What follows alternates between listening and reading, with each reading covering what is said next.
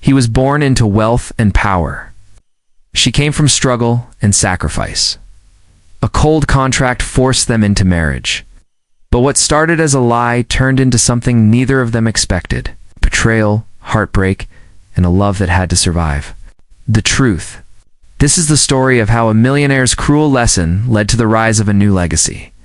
If you are new to the channel, then please subscribe to the channel and like the video, and tell us where are you watching from. Now let's jump into the story.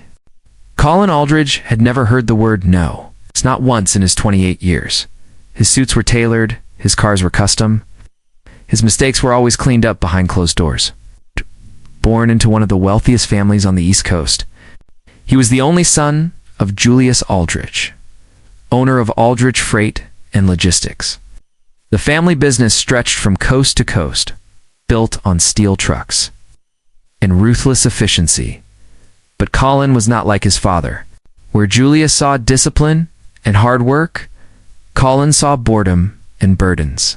Spent most nights in exclusive clubs and poker lounges, burning money like it would never run out. To him, life was a game, and in his mind, he was always winning. One quiet afternoon, Julius Aldridge stood by the window of his office on the 42nd floor. The view of the city stretched for miles, but his focus was on the paper in his hand. The document detailed Colin's most recent mistake. A private investigator had tracked it all. Nearly $3 million lost to gambling in a single night. Connections to dangerous lenders. Debts that couldn't be ignored. Julius didn't shout. He didn't panic. He simply placed the paper on his desk and pressed a button on his phone. Frank, get in here. Frank Norwood entered the office quickly. He had worked with Julius for over 15 years. Loyal, sharp, always calm under pressure. I need to fix my son, Julius said, but this time, not with money. Frank waited. He has no idea what the real world looks like, Julius continued. No idea how people live, fight, survive, so I'm going to teach him. Frank frowned slightly.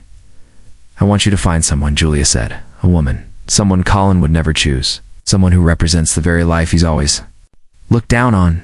Frank understood immediately. This wasn't about marriage. It was about humiliation. You want him to marry her?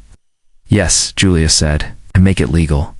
Contract, conditions, 5 years. He either marries her or loses everything. Frank hesitated only for a second. What kind of woman are we looking for? Someone strong, working class, maybe even struggling, no ties to wealth, no polish, but real. As Frank left to begin the search, Julius returned to his desk. He didn't feel anger. He felt clarity. Colin needed to be humbled, and Julius Aldridge believed the best way to teach was through pain miles away. Lena Baines leaned against the counter of a gas station cafe. Her shift as a delivery driver had just ended. Now she had a 4-hour shift as a waitress ahead of. Her feet ached. Her back hurt. But her mind was on something else. Her sister Melinda. Melinda was 13. Born with a rare heart condition. Their parents were gone.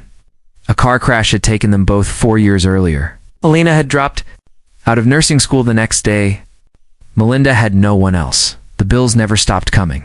Medication, appointments, rent. And now, a surgery the doctor said couldn't wait any longer. $50,000. That's what stood between Melinda and a chance to live a normal life. Elena poured herself a cup of coffee, barely tasting it. She scrolled through her phone, checking job boards. She had already applied everywhere. Nothing paid enough. Nothing came close. Then her phone buzzed. An unknown number? Hello? Is this Alina Baines? A deep, calm voice asked. Yes. Who's this? My name is Frank Norwood. I represent a business group interested in speaking with you. We believe you may be the right fit for an opportunity. Elena's grip on the phone tightened. What kind of opportunity? Life-changing one. Are you available to meet tomorrow afternoon? 3 p.m. sharp? Edgar's Diner, off Route 11? I guess so, Elena said slowly. Good, don't be late. The call ended before she could ask another question. Elena stood in the quiet at the gas station. The neon lights flickered. The coffee in her cup had gone cold. She had no idea what kind of offer was coming. Something in the man's voice told her it wasn't ordinary. The next morning came fast. Alina made her deliveries early and reached the diner 10 minutes before the meeting time. She wore her cleanest shirt and brushed the dust off her shoes. She didn't know what to expect. At exactly 3 p.m., a man in a dark suit stepped inside, tall, professional, eyes sharp like he was. Always solving puzzles, he walked straight to her table. Miss Baines. "I'm Frank Norwood." He sat without waiting for permission. "Thank you for coming." Alina nodded. "So, what's this about?" Frank placed a folder on the table. "Before I explain, I need you to agree to keep everything we discuss private. Whether you accept the offer or not." "Okay," Alina said. He opened the folder. Inside were photos, documents, and a contract. "My employer is seeking someone to enter a marriage agreement. 5 years. In exchange, you will receive full medical coverage for your dependents, including your sister, and financial compensation." Alina stared. "A marriage? With who? Colin Aldridge, son of Julius Aldridge? You'd be saving your sister's life and teaching a spoiled man what it means to live with someone strong?" Alina leaned back. The booth felt suddenly too small. "And what happens after 5 years? You walk away with $50 million and your life." The diner buzzed around them, plates clinking, servers calling orders. But Alina heard none of it. Only one thing played in her head. 50,000 for Melinda's surgery, and a stranger offering 1,000. Times that the question wasn't if it was real, it was if she could survive. Alina Baines sat in silence as the car rolled through the city. Outside the window, tall buildings blurred into shapes and shadows. Her hands were cold against the leather seat. Next to her, Frank Norwood stared straight ahead, saying nothing. She had signed the contract 2 days earlier. Her name written neatly beside Colin Aldridge's. It was official. She would marry a man she had never met, the paper promised. Medical coverage for Melinda. Immediate. Full. Permanent. It also promised money, enough to bury the fear that followed her everywhere. But nothing felt real. They pulled up to the Aldridge estate. It wasn't a house. It was a fortress. Stone walls. Iron gates. Gardens so perfect they didn't look alive. Frank opened her door. "Welcome to your new life," he said. Alina followed him inside. The air was quiet, expensive. Cold Colin was waiting in the front hall, tall, handsome, in the way rich men often were. His suit was dark and perfect, his face unreadable. He didn't smile. "So you're the one," he said. Alina nodded. "I guess I am." He looked her up and down. Not cruel, but not kind either. "Let's get this over with." The wedding was held in Julius Aldridge's private office. The judge stood beside a table reading words that no one cared about, as Colin said his vows without emotion. Alina repeated hers like reading a script. No music. No guests. No joy. When it ended, Julia shook her hand like a business partner. "Thank you for your cooperation," he said. Colin walked away without a word. Frank showed Alina to her room. It was large, filled with things she didn't need. Everything felt too clean, too quiet, too empty. She sat on the bed, still wearing the white dress they had picked for her. Not a wedding dress, just a dress. Her phone buzzed. A message from Melinda. "Surgery is scheduled. Doctor says everything looks good." "Thank you, Lena." Alina closed her eyes. The contract wasn't a dream. It was real. It was already working. Days passed slowly. Colin stayed out late most nights. He returned with tired eyes and the smell of alcohol on his clothes. He didn't speak to Alina unless he had to. In the mornings, she got up early. Old habits were hard to break. She made coffee. She cleaned her room. She took walks through the cold halls. The staff didn't know what to do with her. Some were polite. Most kept their distance. Colin ignored her completely. But then one night, everything changed. Alina was heading to the kitchen when she heard something from the study. A strange sound. Not talking, not music. Something else. She opened the door. Colin was sitting in a chair, his hands shaking, his chest rising too fast. His eyes were wide, lost. Afraid, Alina stepped inside. "You're having a panic attack," she said softly. "Leave me alone," he gasped. "I'm not going anywhere." She sat on the floor beside him, her voice calm. "Steady. Listen to me. Breathe in. Count to 4.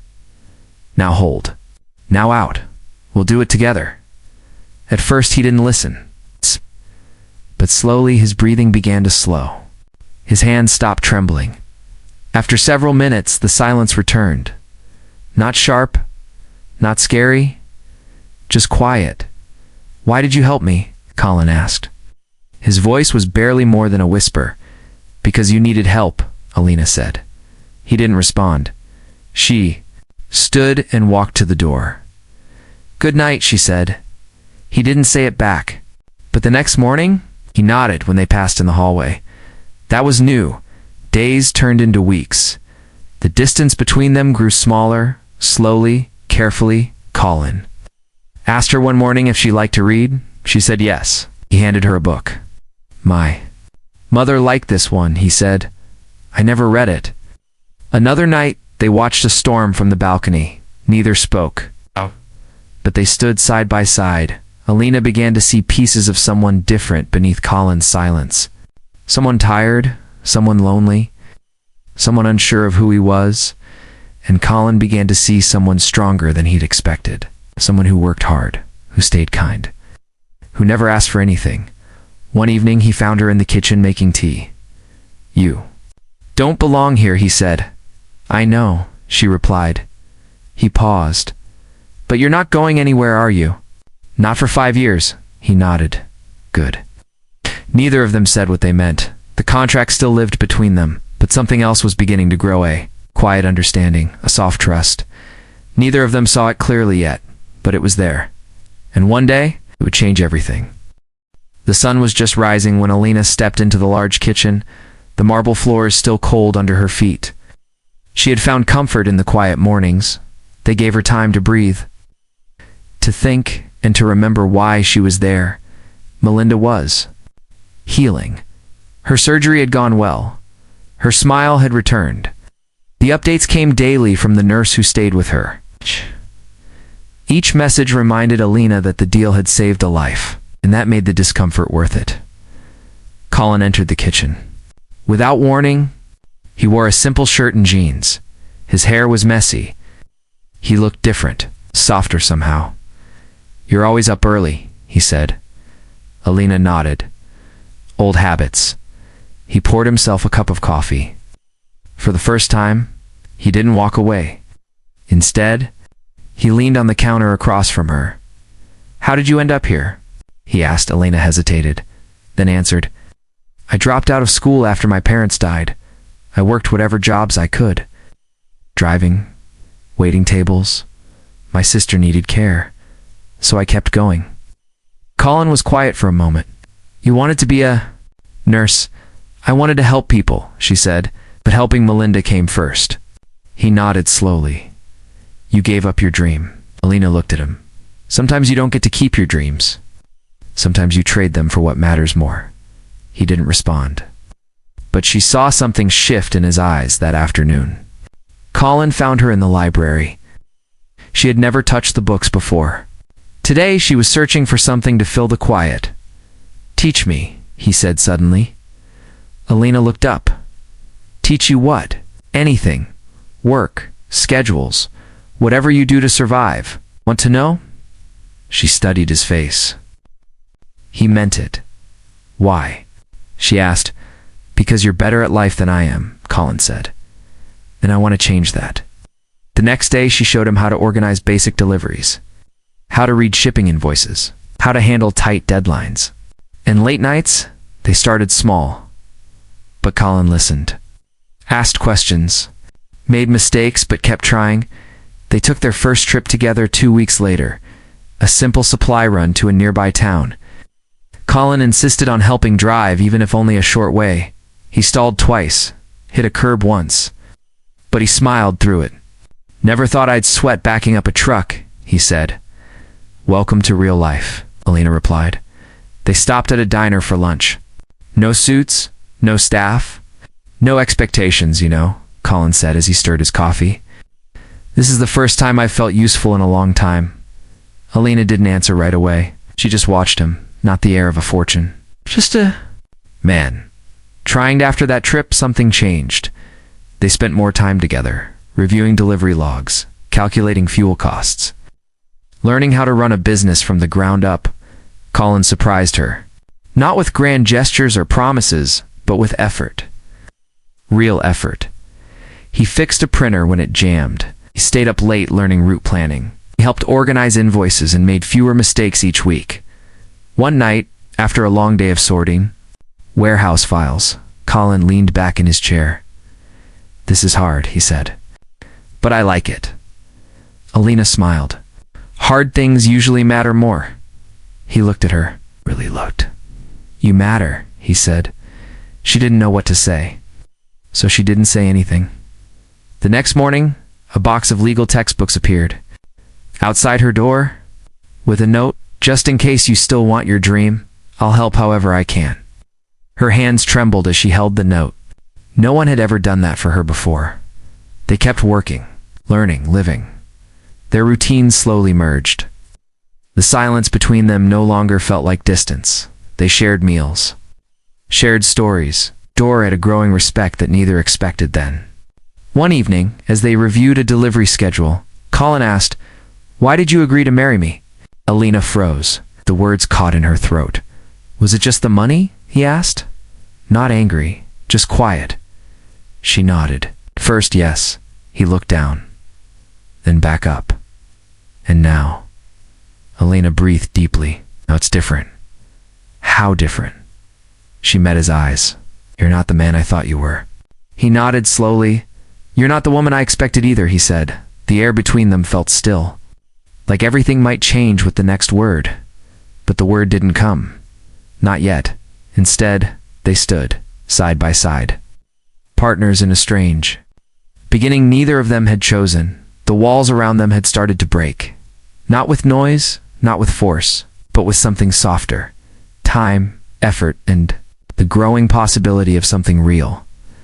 The morning was still and quiet when Alina opened the envelope. Inside were papers and photos. Someone had delivered them to her door without a name. Her hands trembled as she flipped through the pages. Every document inside was about her, about Melinda, about their past. Someone had investigated her life. Before the marriage, they had known everything. Alina knew who sent it. Julius Aldridge. She had expected this day to come. She just hadn't expected it so soon. Later that afternoon, Julius called Colin into his office. The room was dark, filled with polished wood and shadows. Your wife has secrets, Julius said. His voice was calm, but cold. She didn't just walk into your life by accident. Colin frowned. What are you talking about? Julius slid the folder across the desk. Colin opened it. The first page was a photo of Alina with Melinda. The next showed medical records. The third was a copy of the marriage contract with highlighted clauses. Colin read in silence. His face changed with every page. She agreed to marry you for money, Julia said. Picked her. Frank found her. It was all a setup. Colin didn't speak. Oh. He just stared at the pages, his mind spinning. She knew what she was doing, Julius added. You've been living with a lie. Colin stood up and left without a word. He found Alina in the garden. She was watering the plants, unaware of what was coming. We need to talk, he said. She turned to him, saw the folder in his hand. Do. You knew why you were chosen, he said. Didn't you? Alina nodded. Yes, you signed the contract.